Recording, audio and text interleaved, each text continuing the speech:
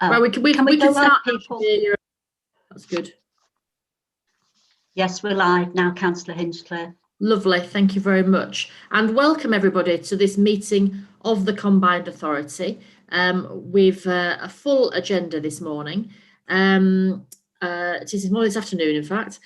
First of all, apologies for absence. I believe Councillor Asprin from York is an apology, but Councillor de Gorn is deputising for him. Hello, Councillor de Gorn, welcome. Hello. Hello, and Councillor Jeffrey from Leader of Wakefield is absent, but Councillor Hemingway is deputising for Councillor Jeffrey, so hello. Now we have a new member of the authority, which is Councillor Rebecca Paulsen, who is the new Conservative leader of Bradford. So welcome, Councillor Paulsen, to this meeting. Thank you.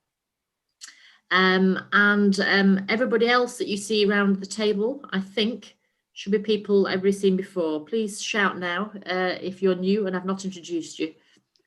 Can I just say, Councillor Hinchcliffe, that Councillor Stephen Lee sent his apologies as well, and we've got Councillor Andrew Carter here. All right, Andrew, you've been before, haven't you? So I wasn't thinking you were a deputy, but obviously you are there. So thank you, welcome. Thank you for that, Ruth. So any declarations of disclosable pecuniary interest? No? Super. Exempt information, possible exclusion of the press and public. We do have an item towards the end of the agenda, which is around EU funding that we have to do in private. Ruth, do I read this out then, or do I have to do it now? It's okay. If they agree the recommendation, Councillor Hinchcliffe, that we clear the room, that's fine. Do we need to vote on that? No. Okay, lovely. So if everybody can nod, that's okay that we clear the room at that point. I've seen lots of thumbs up and nodding. That's great. Thank you very much. So we'll do that when we get to that item. Then we have, after that, minutes, I believe. Yes, minutes of the meeting of the Combined Authority held on the 4th of September. Those have been circulated in these minutes. They're quite comprehensive. Has anybody got any questions or comments on those? Or are we happy to accept that there's a correct record of that meeting? In that case, I propose we accept there's a correct record. Councillor Swift, would you like to be second on that? Yeah, was that lovely? Thank you very much. All those in favour, please show. Thank you, that is carried. So moving on then to the first item on the agenda, which is COVID-19. Now, before I bring in Brian Archer to present this paper, I think it's worth reflecting that as a region, our infection rates have risen quite rapidly, and we are very concerned about the hospitals in our region and the poorly people that are within those hospitals fighting this very dangerous virus at the moment.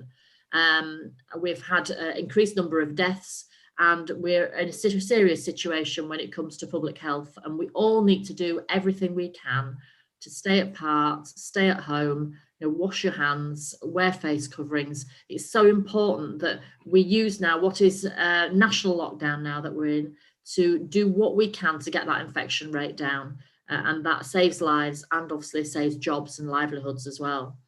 So notwithstanding that, of course, last Thursday we went into a national lockdown. There was some confusion across West Yorkshire because just a few days before that, government had told leaders in West Yorkshire that we're moving into Tier 3, and we'd briefed everybody about the new Tier 3 rules, only for those to be taken back and new rules provided the following day. So I can absolutely understand how confusing this is for the West Yorkshire public, but just as I say, I'd like to reiterate that plea to please follow regulations, stay at home, and let's get this infection down because it will save lives. Now, in the meantime, of course, this paper, as you'd expect from the Combined Authority, which doesn't do health and adult health and public health, that's into the local authorities who do that. So the Combined Authority real strength and role is really to support businesses through this and therefore support employment. We as West Yorkshire leaders made a strong case for the fact that we feel the North is underinvested in, and the government is underestimating the amount of investment that is going to be needed in the North to keep our economy going, but but also to grow our economy in a good way, so we actually can create those jobs that people are absolutely going to need in the future, and to invest in skills as well, which is also on the agenda coming up. So we're all working in local authorities to try and get the schemes as best we can out to businesses as quickly as possible. The guidance has just arrived from government. The money, I believe, is going to arrive shortly too, but not yet, I don't think, in our bank accounts. But as soon as we can turn around that money, we will. And Brian, shall I just move over to you now to see where you've got with the schemes that we're all trying to coordinate, and what more we can do, obviously, to support the West Yorkshire economy at this time. Okay, thank you, Chairman. We moved from Tier 3 on the 2nd of November to full lockdown on the 5th. And obviously there's been significant government announcements, which I'll touch on as part of the presentation. But I thought it'd be useful just to start with the economic impact of the full lockdown. The unemployment statistics were published this morning. Unemployment has risen 4.8% in the 3 months to September, which is up from 4.5%. And as we expected, we've also seen a sharp increase in the number of redundancies. They rose by a record 181,000 to 314,000. Now, these are national figures, I hasten to add. But again, as we anticipated, young people are the hardest hit, those aged between 16 to 24. And the number of 16 to 24-year-olds in employment fell by 174,000 to 3.5 million. So we're already starting to see a significant economic impact at both national and local level. We've also seen new business bank accounts increase in the region, over 1,125 new business bank accounts opening across West Yorkshire, which is encouraging in terms of new business startups. Although it's well below the national figure, we are starting to see more new firm formation, which will hopefully replenish some of the business stock. Members will be aware that obviously some sectors are more at risk than others, and we have done some risk assessments which has identified up to 17% of firms in accommodation and the food sector as being a very high risk of insolvency. I think that amounts to just over 2,500 businesses in our region in West Yorkshire. Now, the government's national response has been to extend the furlough scheme until March 21, which was obviously well received. And the grants picture has got increasingly complicated and confusing, particularly for business applicants. There is a self-employed income support scheme, which is based on average profits, up to £3,750. And then for those firms that have been forced to close, they're eligible for up to £3,000 a month grant under what's called the Local Restrictions Support Grant, or the LRS. The Combined Authority, in partnership with the LEP, have secured and negotiated a discretionary grant award based on £20 per capita. Now that equates to 46.6 million for West Yorkshire, and that's an additional restrictions support grant that we've secured. And that's to support businesses, some of which weren't eligible for the earlier schemes, as well as businesses in the supply chain. And then, as the chairman alluded to, there's also some additional support for health measures and test and trace, which equates to about £8 a head, which for our region was £18 million. So the priority for us is to get as much of this funding out to the businesses that need it as quickly as possible. Again, working with our local authority partners, over £500 million worth of grants have been delivered to 40,000 firms across the region. We've also secured some additional European funding for COVID recovery grants, and we've had 3,600 applications for grant support up to the 5th of October. So that support is to help businesses with cyber security and provide peer group support, as well as skills and training that they need to diversify their business and do more activity online. We've also launched the Digital Skills Partnership, obviously to look at driving growth in digital skills and bridging the digital divide to make access to digital skills much more freely available, particularly to disadvantaged communities. And on the back of that, we bid and won a further 1.3 million to support the Digital Bootcamp, which provides online learning for individuals and ties in with the Skills Hub, which matches learners up to training and job opportunities. The other thing I would like to say on a more positive note is that we've seen some very strong inward investment inquiries. We've got a workshop scheduled on Friday with a substantial cybersecurity business, which could be significantly and materially bigger than the Channel 4 inward investment. And we've also seen some of our Indigenous businesses expanding. On Saturday, I was at Thornton in a meeting with Thornton Ross, who are looking to expand their business. They manufacture Zaflora, which, as you can imagine, has been in huge demand through this epidemic. So there are some bright spots amidst some of the doom and gloom. At which point I'll stop, and I'm happy to take questions, Chair.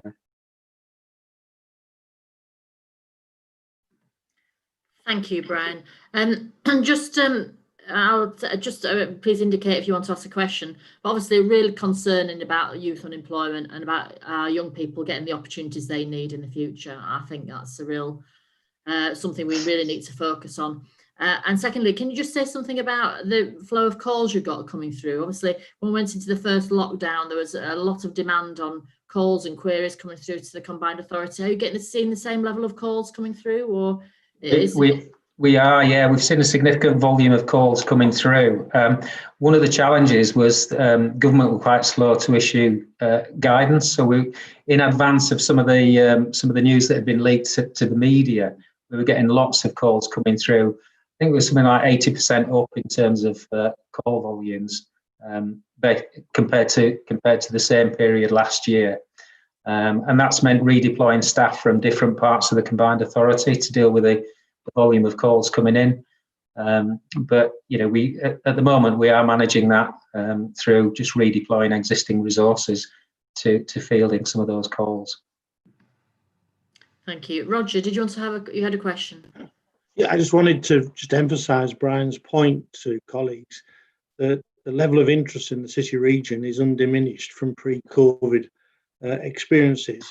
What is interesting is that the nature of the inquiries are much more related to protecting UK and enhancing UK supply chains for business for a variety of reasons, which we won't go into discussion. So I think that's an important positive. That doesn't negate, obviously, the other aspects that Brian's touched on, that the pandemics caused to employment, etc. I think so. But I think that's a positive, important point that we hold on to and develop as much as we can. And if we wanted to say, just to emphasise that point. Absolutely. Anybody else wants to ask questions or comment? Oh, Councillor Paulsen. Yes, thank you, Chair. Just really on a practical point, as a ward councillor, there's quite a lot of small businesses, and we're talking very small businesses that probably don't even know what a LEP is or what WYCA is, that didn't really know when some of the specific funding, mainly on the digital ICT, was being launched, didn't really know how to get hold of that money. They thought it would be through the local authorities, like all the other grants. And there was a bit of an issue with some local authorities not knowing who they should contact and how to get this money. And I think some of it had very short timescales, so they missed out on it. So really, it's just a plea that if we can sort of communicate maybe better through the local authorities when there is any funding opportunities through the LEP or WYCA, that we can get that out to particularly the small businesses that won't know who to ring and contact at the Combined Authority, because they wouldn't even know probably what it was or what it meant or what it did.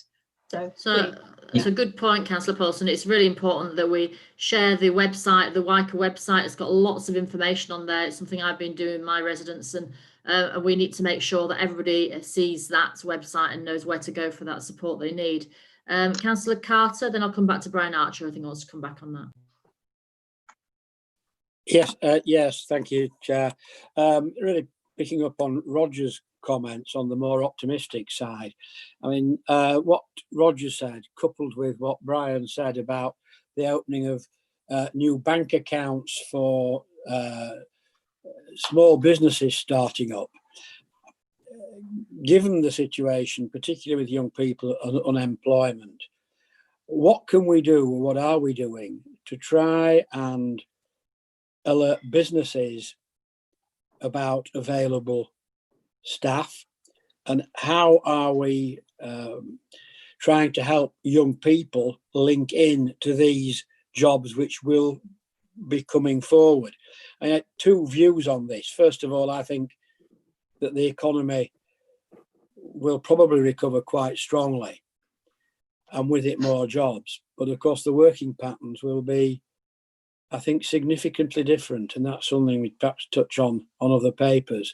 But I wonder what we're doing as an authority to link these positives, particularly with young people who are now struggling to get jobs. Brian, do you want to come back on those points?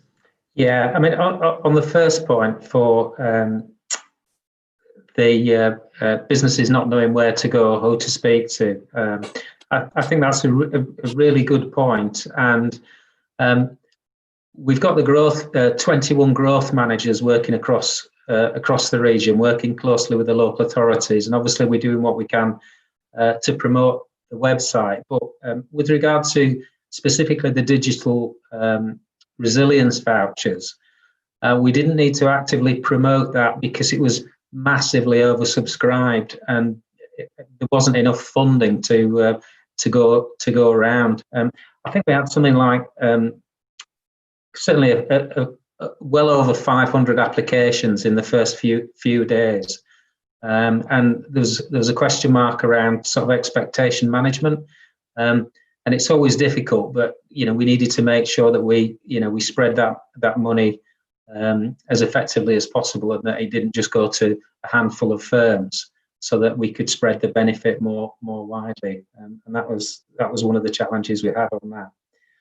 With regards to the second point, which was about young people and matching young people up with job and training opportunities, obviously we've invested quite heavily in the Future Goals website, which is all about encouraging young people to find job and training and development opportunities across the region, and we continue to promote that across the region to our young people, working with employers and training providers. Thank you, Brian. So obviously this is a topic that we in our local authorities are working on a day-to-day basis. So I know we've all had discussions in our respective authorities on what to do next and what we can contribute in this space.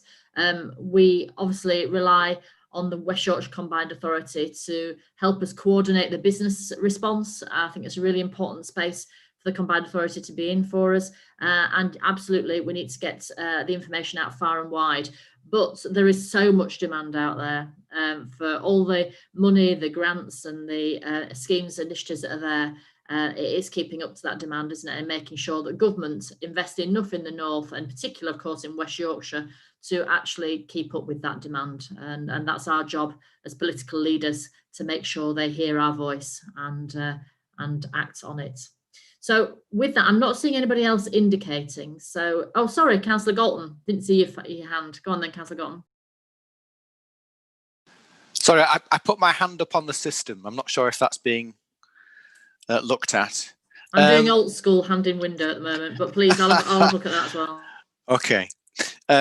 It was to follow up on what you were just talking about, and I know that people are very much concerned about the immediate consequences of lockdown and the effects on businesses that are already feeling vulnerable to factors that affect their business operation, and especially for those that expect to get a large proportion of their takings over the Christmas period. But I wanted to concentrate on an aspect which hadn't been looked at so far, and that is in the report on page 27 on paragraph 2.1 or 2.10, sorry. It's all about what our proposals are to government about the economic recovery post-COVID, and some of our big asks in terms of what we would like to invest in going forward. Because for some of these people that are affected by the statistics today in terms of the number of redundancies going up, the longer that people remain out of work and don't get retrained into jobs which are far more resilient and are made for the future, the more precarious their lifestyle and their families is. So I was just wondering, how much progress have we actually made with government in discussing our longer term asks in terms of business support around economic recovery, for pump priming some of the investment around digital tech, health, and entrepreneurship? And I just wondered if that had been put on the back burner because of all the attention that was being focused on the discussions at a sub-regional level around the money, a la Burnham. I know he's been a little bit more vocal than we have, but I would like to think that, as was mentioned in the paper, there is going to be something meaningful announced on the 25th of November for how we're going to look forward to get out of the crisis that we've got, and that actually the central government is listening to us. So we've been very vocal, Councillor Galton. Perhaps you've been living in a media black hole recently, but we have been very vocal about tier 3 and national lockdown, etc. And in fact, as leaders, we use the opportunity, at least, to be in those meetings to make the case for the fact that the North is underinvested in, and that we do have a plan that we want to talk to them about and get a meaningful response on. Also, in the rest of these papers, you'll see there is also a paper on comprehensive spending review where we'll revisit this issue as well. So we've been quite clear about what we want to see, that 1.4 billion on some of the things you mentioned there, with digital, health, and net zero carbon. And we know those things are going to kickstart our economy. So we've done that planning. We know what we need. My concern is that government don't and haven't. So they're still in rescue phase. They're not actually thinking about economic recovery nationally yet. And that is a real issue, not just for us in West Yorkshire, but for everybody in the North and the nation, in fact. I know it's hard. We're having to do everything at once as well. We're having to deal with crisis, health crisis, and think of the future. But as a leader, you have to do both. And I expect government to do the same. I don't know if you want to reserve some of that discussion to the comprehensive spend review later, just looking at officers. I know they're prepped up for that. But perhaps, Ben, did you want to just come in and anything factual there? Thank you, Chair. Well, just to say that we can share the economic recovery plan that was sent to government on the 24th of August with Councillor Galton, if that would be helpful. And we then wrote subsequently to the Chancellor as well to try and engage on that. And as the Chair says, that there's a set of asks in there for the total about £1.4 billion, focused on both how we recover in a way that develops the economy in the way that our previous industrial strategy had recommended, in terms of low carbon, focus on health tech and the sectors in which we believe the economy has got particular strengths, but also dealing with the more immediate legacy of COVID around how to match people to jobs, how to reskill and retrain in short order. And we've been taking forward more detailed work on the programmes that would stem from that recovery plan, which we're doing through the West Yorkshire Economic Recovery Board. So there's a lot of work underway to put us in the right place for that recovery. And as Brian Archer has outlined, one of the challenges is such funds, there's very high demand for them. The challenge is really to secure sufficient funding to make them practical and to deal with the scale of the economic challenges that we face. Thank you, Ben. Councillor Carter, is that an old blue hand or a new blue hand? It's a new blue hand. Oh, lovely. Please do come in now. I will. Just to point out to Councillor Galton's benefit that actually the negotiations that many of us were involved with when we went into lockdown yielded an extremely good financial package for West Yorkshire. And when we pushed back on the pounds per head issue, where there was a slight discrepancy between us and South Yorkshire, what we got was actually a great deal more by the government agreeing to other measures than would have otherwise been the case. So the lobbying, presumably Councillor Galton wasn't part of it, was extremely successful. The other point I wanted to make was this very interesting statistic, and it's a completely different issue. It's about the bus services. And apparently now we've got 90% of normal service mileage with 55% capacity. So we've got buses driving almost as far as they did post-COVID, with half the number of people on board. This is going to be a wholly unsustainable situation. And I'm not asking you to be mind readers, but if that remains the case, as more and more people work from home in any event, the bus services are going to be in an even worse state than they are now.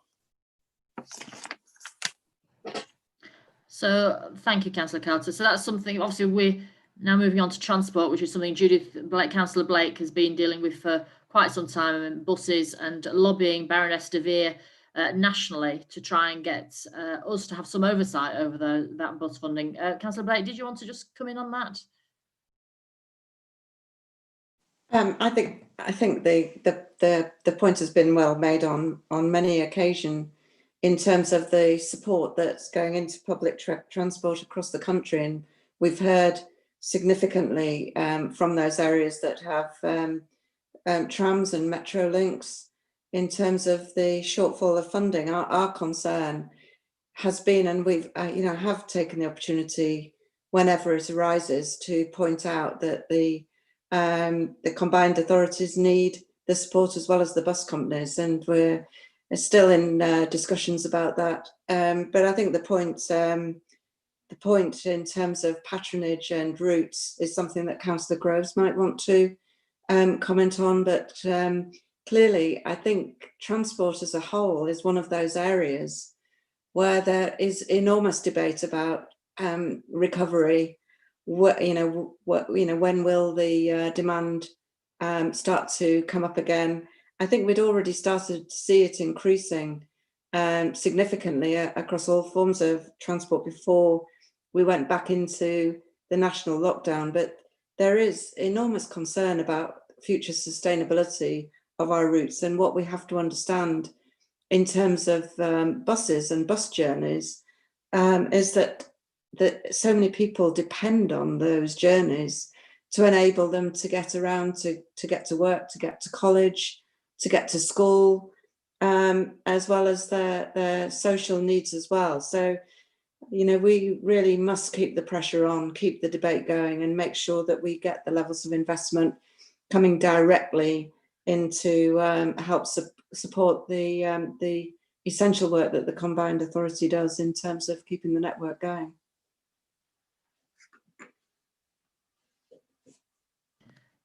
Sorry, thank you, Councillor Blake. Councillor Groves, did you want to come in as Councillor Blake indicated there? Yeah, thank you, Chair. The situation is currently that before lockdown, the numbers were growing on the bus patronage, and routes throughout West Yorkshire starting to need duplicate buses to cope with the demand. And then the situation there is that we haven't got the funding locked down for next year, and we haven't got any clear indication from the government of what models they're going to do. I've now heard that they've delayed the national bus strategy. So whilst Councillor Carter brings a point up of patronage, the peak levels are still showing numbers of growth on the bus in comparison to rail. So we may be in a situation where we've only got 1,000 buses to run in West Yorkshire. We may have to put duplicates into those high volume routes because of the social distancing. And what that will do, and we've made this quite clear to Baroness Vere, is you will see rural routes and those routes that don't have the high patronage, the buses being withdrawn by the operators and may be handed back to West Yorkshire Combined Authority to run without a funding model in place. So next year's budget is really critical to us, and we do need the government to step up on this agenda. Thank you, Councillor Groves. That's quite shocking. And obviously, we have a budget item coming on the agenda later, so that may be well something we'll revisit. So with this, then, we're going to move on now. This paper is obviously for noting. It is something which is consuming all our lives at the moment, and rightly so, because people have died, families are in grief, and we express our condolences to all those people who are grieving at this time. And our thoughts are with those in hospital or who hopefully are recovering. But this is going to be a huge job of work for us. It has been so far, and in planning into the future, we need to support our businesses and their livelihoods and people in jobs and in work so that we can get through this as an economy together. And we will need government to put some serious investment into this region to do that whilst we're fighting the health pandemic at local level. So with that, we note the report. I just can say all those in favour, please show in your window. We're not using blue hands for this bit. Thank you very much. That is carried. And now we move on to the next item on the agenda, which is more positive, of course, because it's things that we as West Yorkshire Combined Authority are doing. So it's capital projects and spending approvals, which goes through our Capital Investment Committee and shows what we can achieve and do achieve. And throughout this, we're still delivering and still keeping going. And that is so important part of stimulating our local economy. So I believe, Roger Marsh, you're presenting on this item to start with. Would you like to open now, or do we go to Melanie straight away? No, thank you, Chair. Perhaps I'll make some opening remarks, and perhaps if there are any specific questions on any of the 4 schemes we're considering today and anything else in the paper, Melanie perhaps could help support me on those. And as you pointed out, I'm obviously deputising for Councillor Jeffrey, who I understands poorly, but hopefully it's just those illnesses of this time of the year rather than anything more sinister. As contained in the papers on pages 29 to 78 inclusive, there are 4 schemes that have been considered by the Investment Committee on both the 7th of October, or in total, the 7th of October and the 5th of November, that we are recommending the Combined Authority gives approval for their progression. In total, these 4 schemes add up to a little under £137 million, of which 110 million will be funded via the Combined Authority when fully approved. And today we're seeking approval so that these various projects can be further developed towards delivery. Further approval of spending of £219,000. I should point out that 2 of the schemes that were considered on the 5th of November are in the papers, but without a recommendation. Having now been through the process of the investment committee, they are included in those 4 that we are recommending the investment committee, the Combined Authority approve their progression today. I should also add, before pausing on this particular part, that a further number of schemes which are set out in the report have been approved by the investment committee through the delegation from the Combined Authority, and they total a little under 29.806 million to be precise of expenditure. So I think I'll just pause there now, because there's a second item where we're seeking the Combined Authority's approval, but I'll come to that to see if there are any detailed questions on those 4 schemes that have been put forward for the Combined Authority's approval and the allocation of a further £220,000 worth of money. Thank you very much, Roger. I've got Councillor Carter indicating, then Councillor Galton.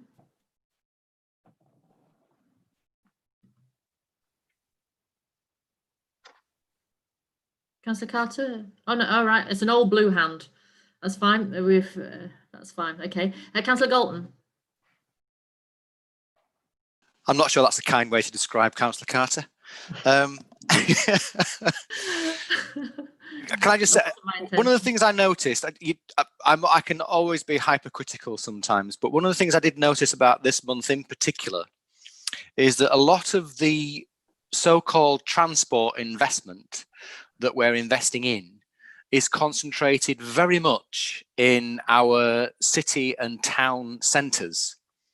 So it enables people who are in the centre already to move about more effectively, but it doesn't enable people to get there in the first place.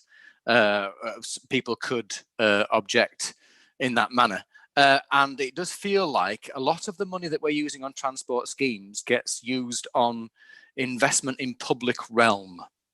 And I just wondered if there had been a review, since we were talking about COVID and responding to it, if there'd been a review of how we view our investment programs as a combined authority to reflect that the algorithms we might be using in terms of economic potential over apply to city and town centres and undermine other investments which could be created to respond to COVID in terms of generating more local transport activity around our smaller towns, which haven't seen the investment so far.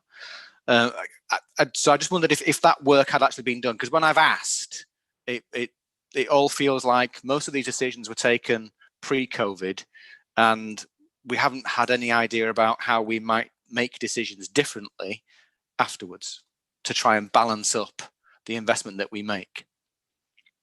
Thank you, Councillor Galton. Important points about making sure that all parts of the region are well connected, whether you're rural, village, town or city. We have, of course, all been doing the active travel programme, haven't we, during COVID. Government seems to have got cold feet on that a little bit. I had a letter from the other day which suggested they weren't quite as keen on their funding as they were when they first invested it. But Ben, that last mile is very important with transport. Perhaps I could just... Roger, did you want to say perhaps something? I could just come in before Ben does. Okay, so I just wanted to, yes, I want to tackle can the... I just come in? I mean... Yeah, no, that's fine, Roger. I just want to tackle the last mile question. I think Councillor Galton was tackling there. There's a wider issue about transport investment. But if you want to come in on this particular investment piece, please do, yeah. Yeah, all I wanted to say was, obviously, we'll come on to that wider point, but these are 4 Transforming City Fund bids, which were, we only secured the funding in the early part of this year, immediately prior to COVID, and they are to be progressed in accordance with the Transforming Cities funding arrangements. And the investment committee did consider the relevance of these schemes and judged that they continue to be relevant, albeit the general question you ask, I'll turn to Ben, but just to reassure you that people aren't just ploughing through based on what was history, rather than actually ensuring that they're as current as we can make them. Ben.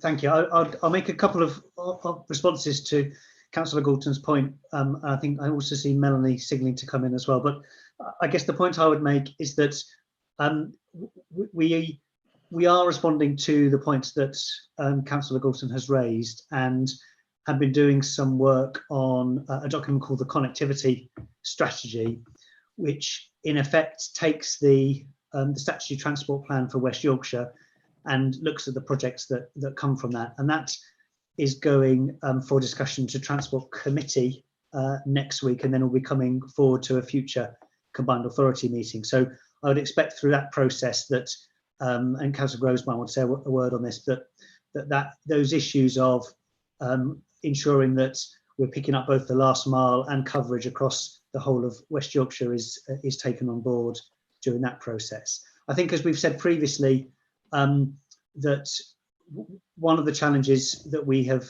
that we've taken on is to ensure that the schemes that are currently midway through the assurance process carry on, not least because that's encouraging economic activity across West Yorkshire during the pandemic period. And so schemes that are a certain way through the assurance framework, we're focusing on getting those delivered, but new schemes that are coming in are being looked at and will be looked at against the framework that does take on board both the forecast impacts on the economy of COVID and the broader objectives that we might want to assess transport schemes against. And finally, on the last mile comment, I would say that as Councillor Hinchcliffe has indicated, there is a major focus on this, particularly around active travel and around having an appropriate and adequate level of bus services across local places. And we're tackling that both through the connectivity strategy, utilising government funding where it's available, and focusing on the communities first rather than the transport modes themselves.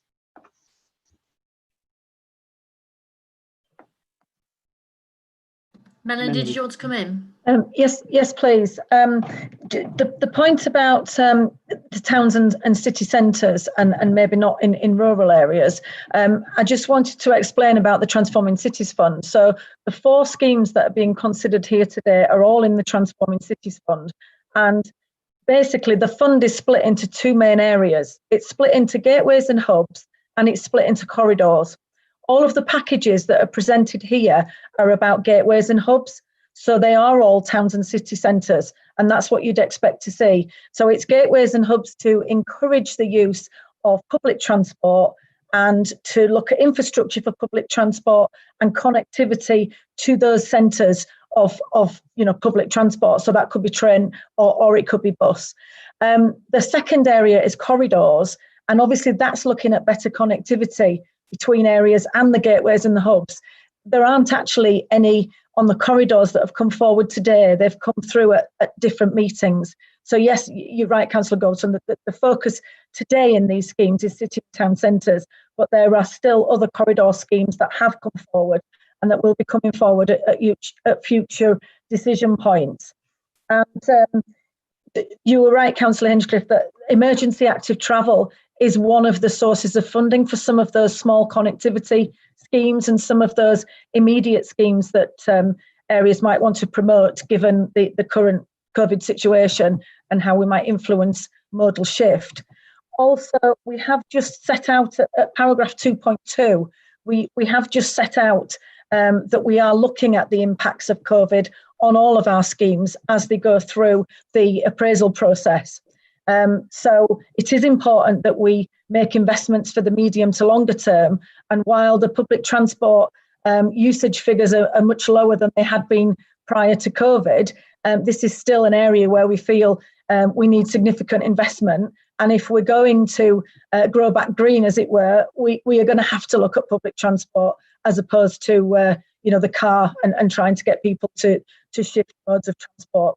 So it is accounted for at paragraph 2.2, and we do look at this as part of the appraisal for each of the projects and the packages that are coming forward. Thank you, Melanie. So with that, then, I've just moved to voting on that matter, if there's nobody else wants to contribute on the item. Roger, are you proposing, therefore, that we accept the recommendations in this paper? I'm happy to second. Indeed, I am inviting the Combined Authority to approve the recommendations. Thank you very much. I have to second that. All those in favour, please show. Thank you very much. That is carried. Thank you. So secondly, Chair, there is a further item, which is the additional approval for the balance of the Highways Maintenance Challenge Fund allocation for 2021 and the approval of a further spending of the balance of 3.334 million required to basically sort potholes around various parts of the area, and the Combined Authority is invited to approve that final allocation from that funding pot. And are you proposing that now then, Roger? I am, unless there are any particular questions, but I can't imagine, other than out of interest of the size and shape of potholes, that it's a case of just seeking that approval. So I am absolutely. They are something that actually exercise a lot of our constituents, so it'll be one of the items on the agenda that actually attracts the most attention, actually, possibly. So absolutely. So you're proposing that. I'm happy to second that. Please, all those in favour, please show. Thank you very much. Thank you. Carried. Thank you, Roger, for that. Moving on now to the next item on the agenda is a Future Ready Skills Commission.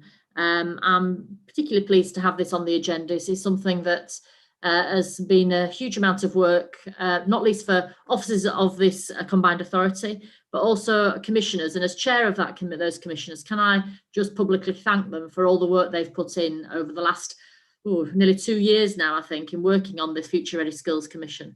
This was a piece of work I started in response to thinking about, if we do get devolution, what would it look like from a skills point of view? What could we do differently?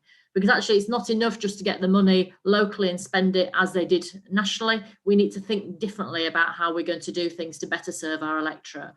And therefore it's great that now we've got devolution, or going to get devolution in the next few months.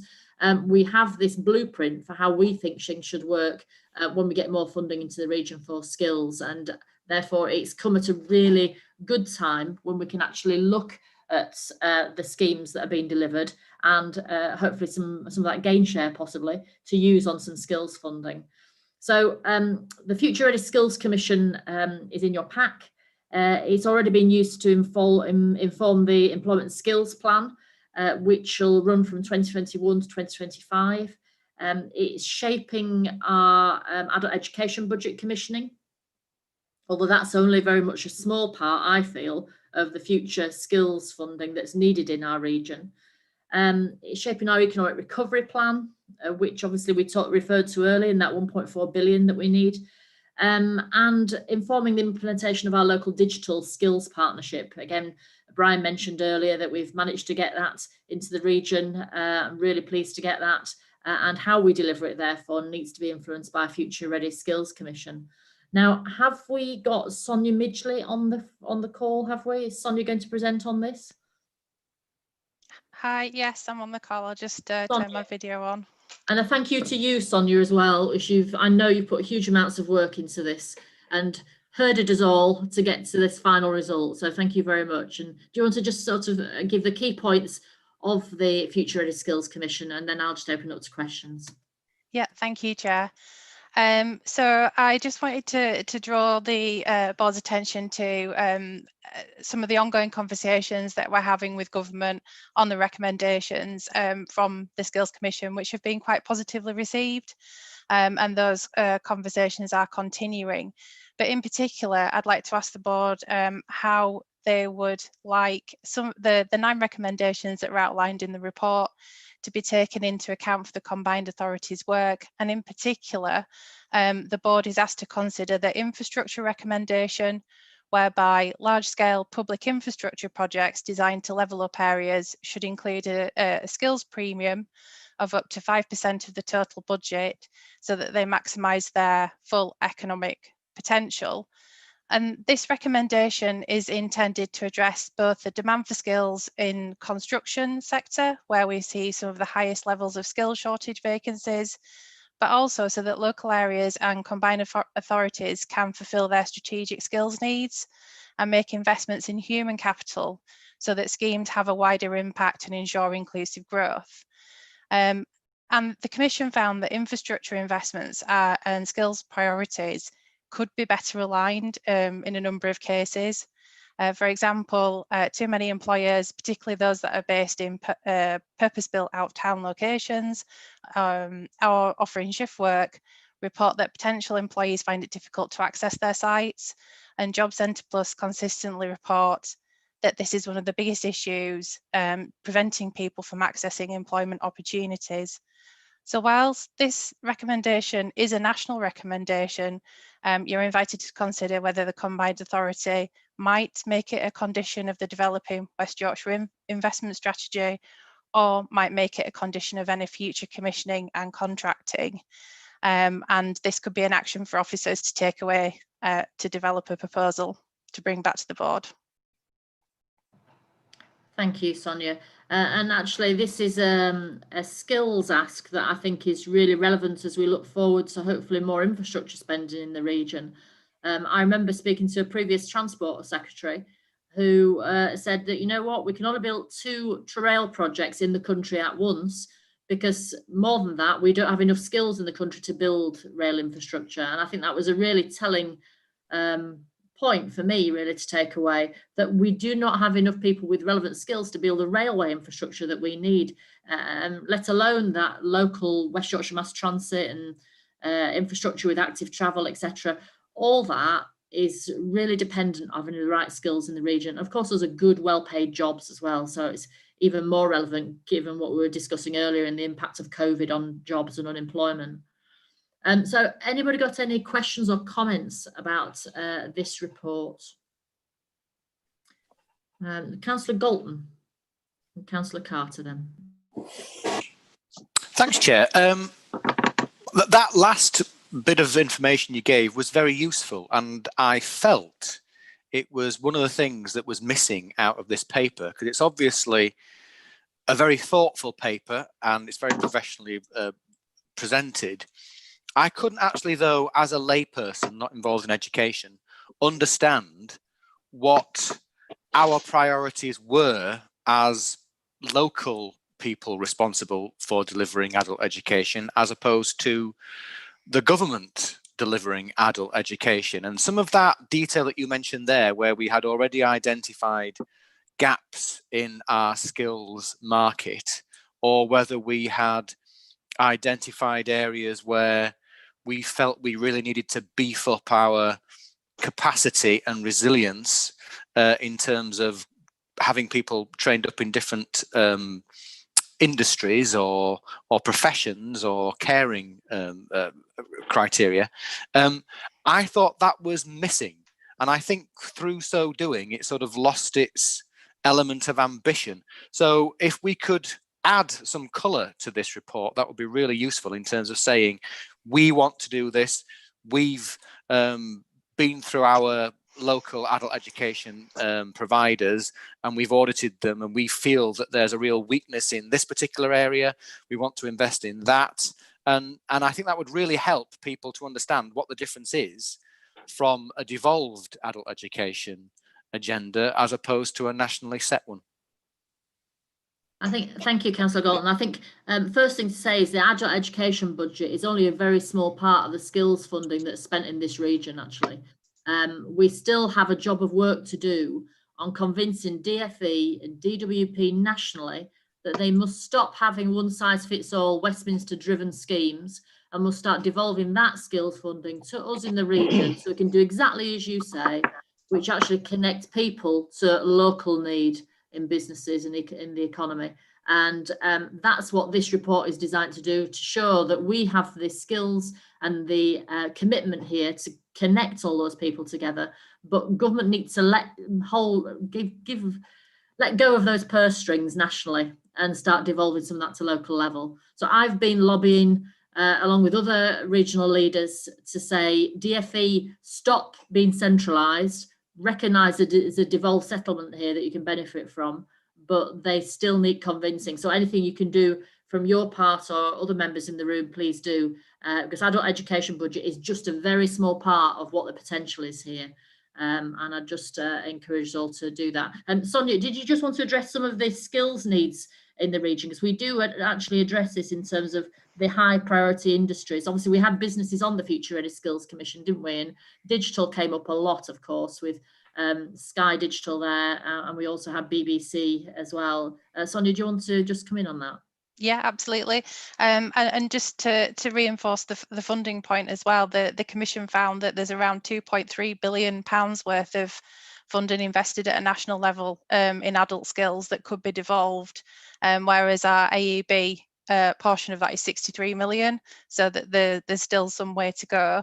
In terms of priorities, we are currently refreshing our employment and skills plan, as the chair mentioned. So in terms of what the priorities are for West Yorkshire and making that point clear and driving that message forward, we will do that through the employment and skills plan, because the Skills Commission is a national commission.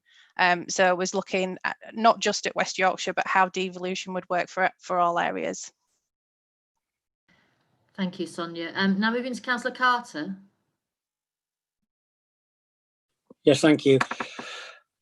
2 points. Generally welcome the paper. I think that the devolution of at least the beginning of devolution of adults training education budget is a very good thing. I was particularly interested in that part about the skills premium, and it was suggested, wasn't it, that we should instruct officers, if we wished, for them to come back with another paper on that. as a principle, I'm not against it at all. There are some downsides as well as some obvious upsides, and I think it would be useful for us to have a paper on the implications, the benefits we could get from it, but also flagging up the downsides we would need to address. And there's really only one, and it's pretty self-evident. You're looking a bit quizzical, Chair. It is self-evident to me, which is that the people who tender for the contracts just stick extra money on, so we pay more in the long run. So I would like to see another paper come back on that. I think it gives significant opportunities, but we need to be aware of the issues. Yes, Councillor, my face was just my face. It wasn't, I didn't mean to have any particular expression on, so apologies if that's the case. But no, I think the paper, it has it's down for exploring, but I think what we have to recognise is, as a combined authority, we have a significant amount of power, but also soft power to change things for the better of our region, and therefore we shouldn't shrink from doing that. And that comes to employment practices, diversity, but also social value procurement as well, and making sure we're getting the most bang for our buck. So I'd like us to be ambitious on that front. And yes, let's have a look again at that. If Sonia, if you can have a look at it and bring something forward to us, that'd be super. Councillor, I'm just going to bring in some other people at the moment, and I'll bring you back in, Councillor Carter. Then I've got Councillor de Gorn now. Yes, thank you. I just wanted to very much support your sort of summary of 10 things that need to change.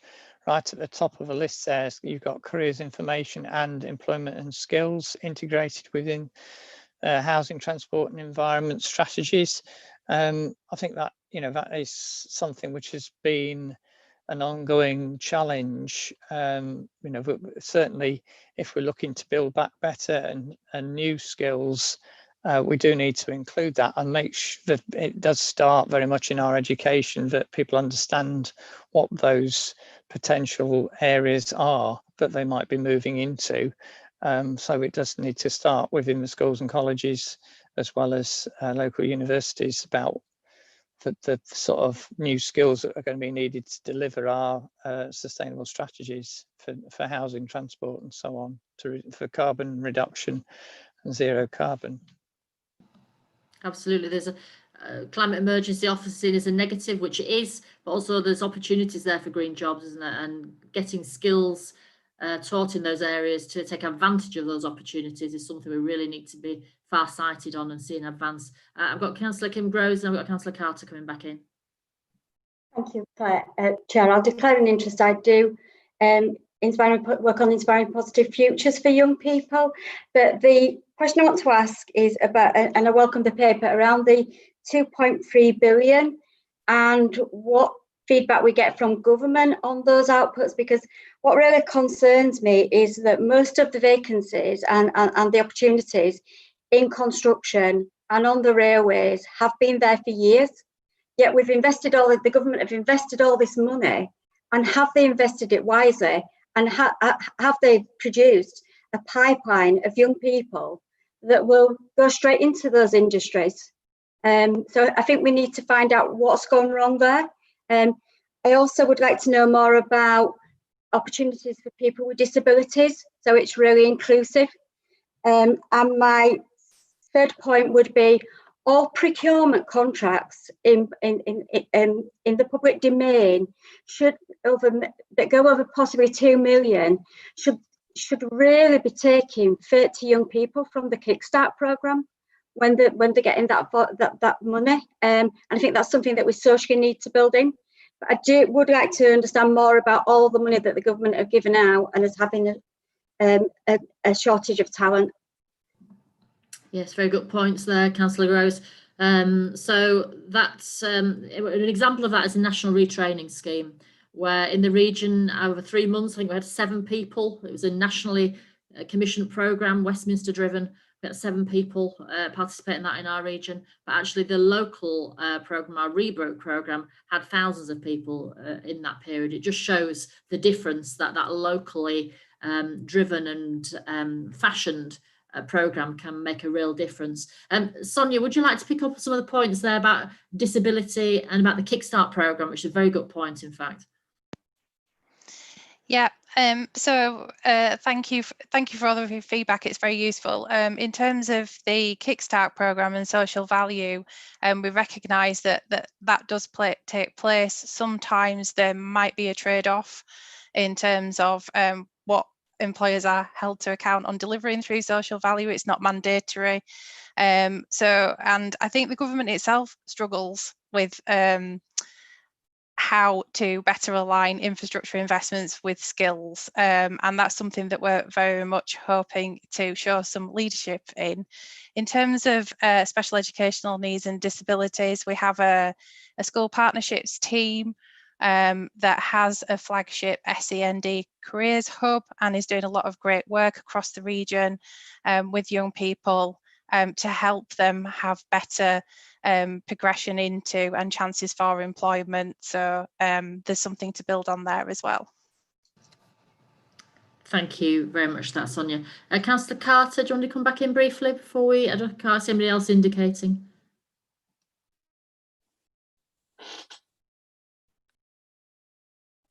No.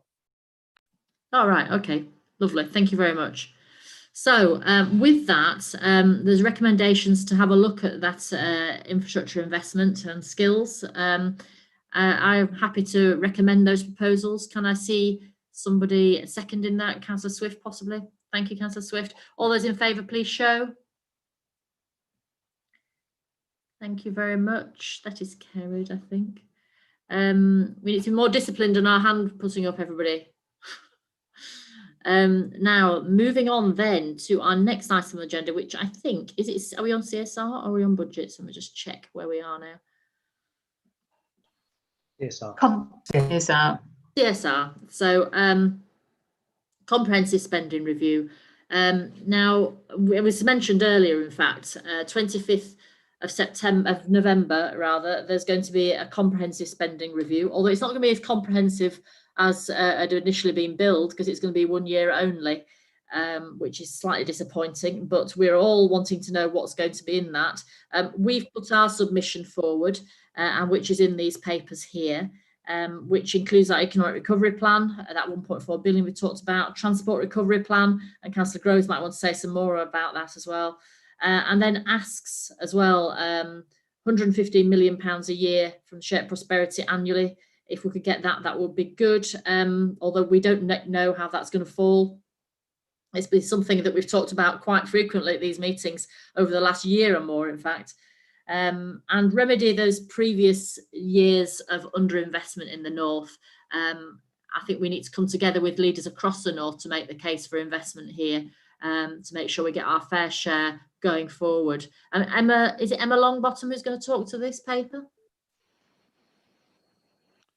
I think it's me, Chair. Oh, it's you, Ian. Yes. Please speak, Ian, in that case. To be honest, Chair, I haven't got much more to add to your comments and kind of the answer that went before to Councillor Galton.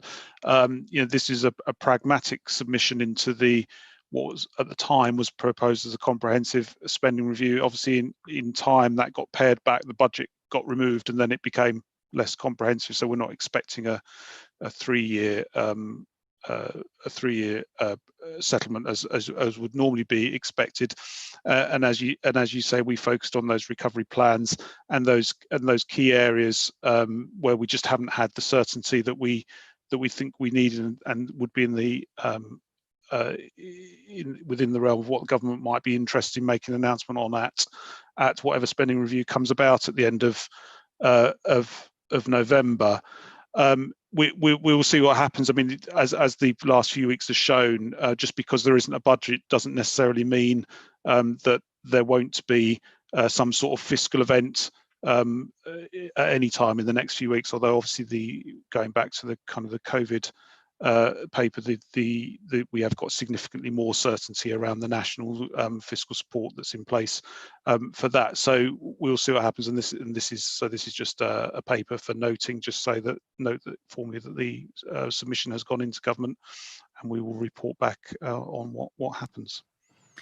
So, in spite of the fact that the tiered talks that we had as leaders were quite frustrating a couple of weeks ago, we did get assurances from them that we would be able to have some constructive meetings with the Treasury about this economic recovery plan. Ben, how are we getting on with pushing that forward to make sure that they see how important investment is in the region? Chair, I think the diplomatic answer would be that we are actively pursuing officials during a busy time. You see, that's not good, is it? As I said earlier in the meeting, it's not just about rescue, they need to think about recovery as well. They need to be able to do two things at once, because actually that planning for the future and getting that investment in on skills and transport is going to be the key to providing some optimism for people and obviously hope for the future and those jobs that people need to see. So anybody else, any comments or questions on this comprehensive spending review paper? Kim, I've got a blue hand up for you. Is that, do you want to talk about transport economic recovery, which obviously is an element of this paper? It was my old hand, but I'm happy to do so. Short term, the main concern is the bus, and it's a complex situation that Baroness Vera is having to work through. Just to tell you where we are at this moment in time, the bus operators are not losing out because we are still paying the concessions across to the operators, but there's no forward funding, and obviously we've had to put additional transport on for the schools. We've got a resilience plan in place, but my concern is that the network might shrink because they want to focus on their arterial routes, and our plan long term is to restore the network in our connectivity strategy. So that's what we're working on currently. I don't want to say too much about the connectivity strategy, but just to give everyone some reassurance, we want to restore the bus network so that all communities are connected. We have done that work. That will go to the Transport Committee. It's been cross-party work. We've done the Rail Vision, which has been cross-party work again with the Transport Committee, and that will be going on the 20th. So we've got a lot of going on, and all our plans linked to economic development, just not on the house building, it's on the employment zones, but it's also on that very unique cultural offer that we have in West Yorkshire.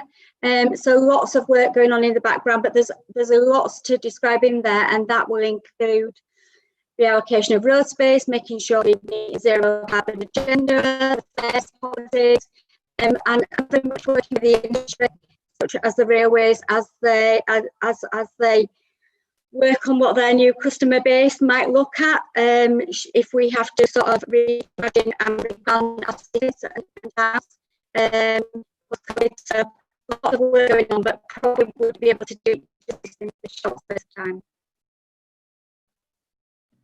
You broke up a little bit at the end there, Councillor Groves, but I think we've got the general gist of it, and obviously your contribution earlier highlighted the importance we have of recovering the buses and making sure that our passengers can get from A to B and get to all those stops in between as well. All communities need to be served throughout this time. We can't just go to the main routes. It's absolutely vital. So government does need to give us a response on that, and that'll be referred to later, of course, as well when it comes to budget, which I believe is the next item. So anybody else, any questions, comments? Ben, did you want to just come back in there? Well, thank you, Chair. It's just to say that as we discussed under the COVID item as well, we are still working up the programmes that stem from the economic recovery plan and looking to bring forward propositions firstly to the COVID Economic Recovery Board next week, particularly building on the last item in the area of skills and employment support and retraining. Thank you. Anything further? No? So we note the comments of that report. All those in favour, please show. Thank you very much. Thank you very much. That is carried. And we'll move on then to the next item on the agenda, which is corporate plan and budgeting for 2021-2022. So from a budget point of view, you'll note that obviously for all local authorities and indeed the combined authority, this has been a tough budget year. The way we started at the beginning of the year, which was obviously February pre-COVID, is going to be very different to how we end the year on. And therefore, you'll see that there's an in-year deficit of 4.6 million. And then looking forward to the budget of next year, there's a projected deficit of 6 million. And of course, there's a recurring theme during this meeting, coming back to how we do the bus industry recovery is a significant risk for us and how that impacts on our budget. Angela Taylor, are you here somewhere? I'm sure I saw you earlier. Oh, there you are. I am. Would you like to cover anything in this report? Thank you.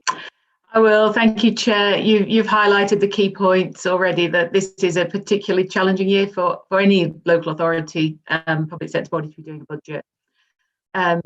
We are doing our business planning. We do need to update that for next year. We're following the same 4 key objectives as we have done for the current year, but overlaid on that are the additional pressures of the transition to mayoral command authority, the impact of COVID, the EU exit, and next year marks the end of many of our funding streams, such as including growth deal, for example.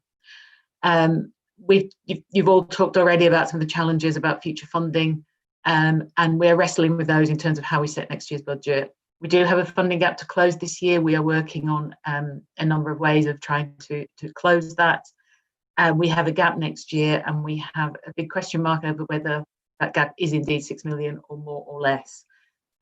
The lack of clarity on bus funding makes it very, very difficult setting a budget, but we are at a point in time where we're going to have to narrow down some assumptions and scenarios, and we will come back in December with a proposed budget for next year, making it clear what we can and can't afford to put in the budget and the consequences of that. So transport is a significant part of our budget, isn't it, Angela? Percentage-wise, remind me. It is the bulk of it. The transport levy is £92 million, and that goes out on directly on transport costs, either services we provide, but the majority out to bus operators. And we're very conscious that. Sorry, go on. It's worth underlining the fact that that's council taxpayers' money as well, supporting the bus network across West Yorkshire. And I think many people think it's central government money, but it's not. It's your council tax that you pay to your council through your bills, and that goes through to funding buses. So we take that money very seriously, and we want every penny spent wisely. But in the current state, I think it is right to say that government haven't really addressed the bus crisis that we have in the region and across nationally, and they really do need to take that seriously when it comes to budgeting. Some funding for combined authorities for transport, I think, will be very gratefully received. Any questions or comments about this? Obviously, we look at the budget on a regular basis, so it's something that is familiar to you. So I'm not seeing anybody indicating, and I'm seeing no blue hands.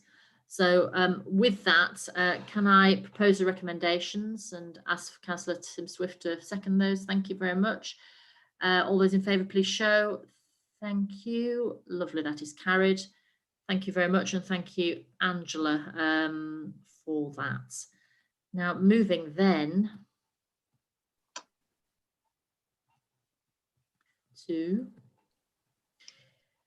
corporate planning and performance. Angela, you might as well take the stage again for this. Thank you. I'll keep this brief. This is the regular report we bring each time.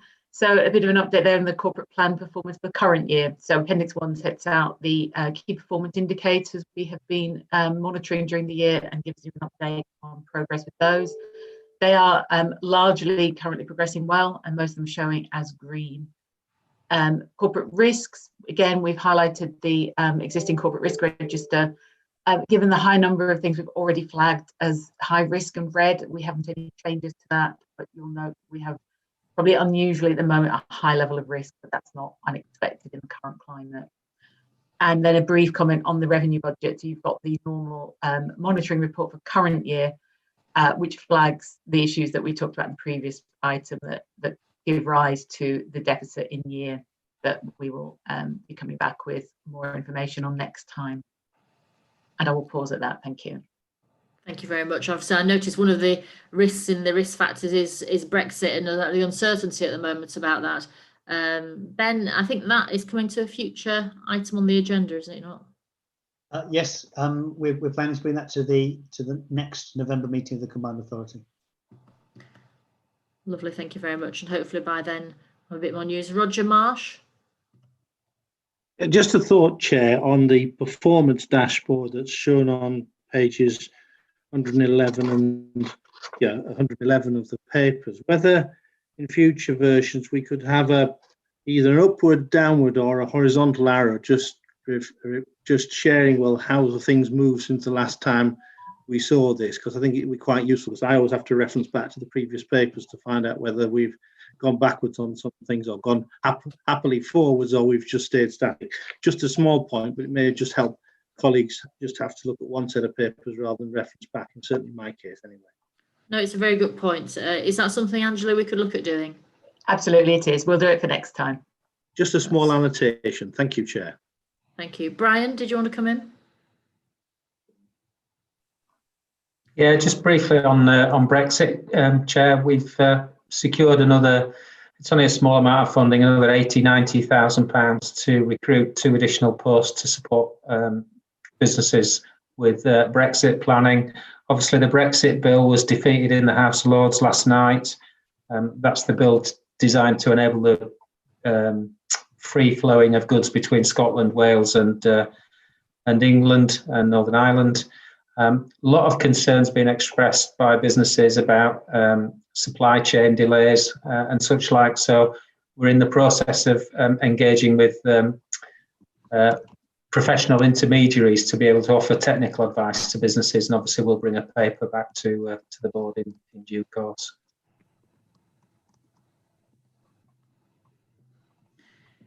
Thank you very much. Obviously, we talked about business grants, but also there's practicalities of advice and information support that are also needed throughout this time, and hopefully we can continue to provide that, as well as chamber and trade organisations, Brian, who should obviously be an active partner with us on West Yorkshire Economic Recovery Board, and they're also in this space supporting, aren't they? Yeah, we're working very closely with the Chambers of Commerce and the Federation of Small Businesses and all the membership-based bodies to support firms through Brexit. Lovely, thank you very much. So I can't see anybody else indicating. No, lovely. Well, in that case, I'm happy to recommend that. Can I see Councillor Swift seconded? And all those in favour, please show. Thank you very much. Thank you, that is carried. So now I believe we're on to the item, Ruth, are we not, where people need to leave the room if they're not a member of the Combined Authority, is that correct? Ruth, you're talking, but I can't hear you. We need the members of the authority, we need Angela Taylor, and we need Heather Waddington, Justin Wilson and Peggy Haywood. So everybody else needs to sign off and we need to stop live streaming. Can I say thank you very much to everybody who's attended this morning if you're not part of the continuation of the meeting, and thank you for watching the meeting, and